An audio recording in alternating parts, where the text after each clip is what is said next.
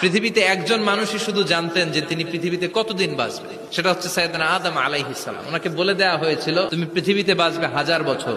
সাইয়েদনা আদমের সামনে অনেকগুলো রুহু রাখা হলো। সাইয়েদনা আদম বললেন এরা কারা? আল্লাহ বললেন এরা হচ্ছে নাসালুক, তোমার বংশধর। সাইয়েদনা আদম বললেন আল্লাহ ওই যে একটা রুহু দেখা যায় এটার নাম কি? আল্লাহ বললেন এটা তোমার ছেলে দাউদ।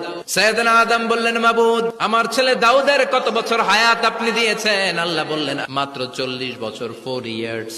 ও আল্লাহ আমি বাঁচবো কয় বছর? তুমি বাঁচবা 1000 বছর। সাইয়েদনা আদম বললেন মাবুদ এত ফুটফুটে সুন্দর আমার ছেলে দাউদ মাত্র 40 বছর দিলেন কেন? আল্লাহ আপনি বাড়ায়া দেন, আল্লাহকে বাড়ানো যাবে না, লেখা হয়ে গেছে।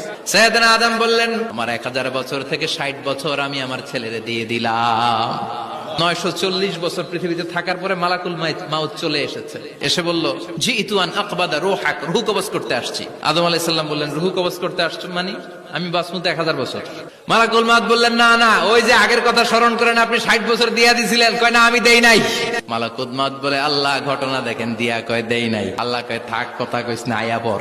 ভুলে গেছেন উনি। সেদিন থেকে লিখে রাখার সিস্টেম আর সাক্ষীর সিস্টেম চালু হয়েছে।